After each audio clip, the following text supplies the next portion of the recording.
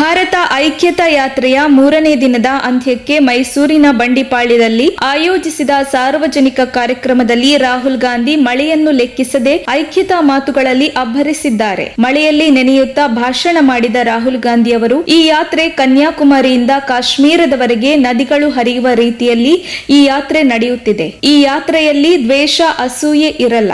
ಮಳೆ, ಬಿಸಿಲು, ಚಳಿಗೆ ಭಾರತ್ ಜೋಡೋ ಯಾತ್ರೆ ಯಾವುದೇ ಕಾರಣಕ್ಕೂ ನಿಲ್ಲಲ್ಲ.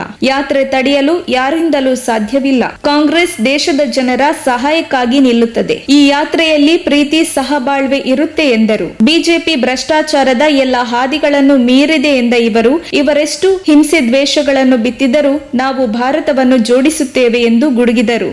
इस यात्रा का लक्ष्य जो बीजेपी और आरएसएस हिंदुस्तान में नफरत और हिंसा फैला रही है, उसके खिलाफ खड़े होने का है. कन्याकुमारी से कश्मीर तक ये यात्रा चलेगी, रुकेगी नहीं. जैसे अभी देखो बारिश आ रही है, बारिश ने इस यात्रा को नहीं रोका. गर्मी, तूफान, ठंड इस यात्रा को नहीं रोकने वाली.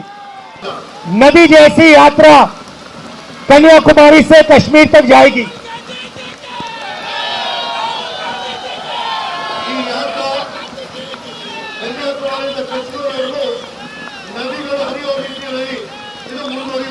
और इस नदी में आपको नफरत, हिंसा, ये चीजें नहीं दिखाई देंगी.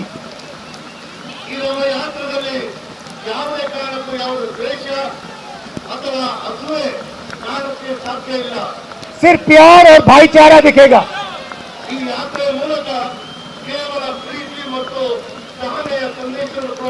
क्योंकि यही हिंदुस्तान का इतिहास है, यही हिंदुस्तान का डीएनए है.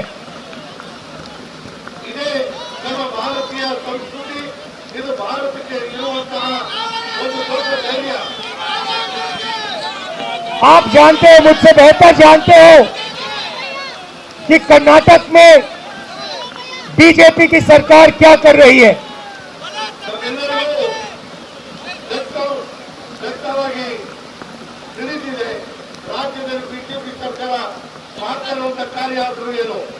आपके चीफ मिनिस्टर ने और बीजेपी ने भ्रष्टाचार के सब रिकॉर्ड तोड़ दिए हैं.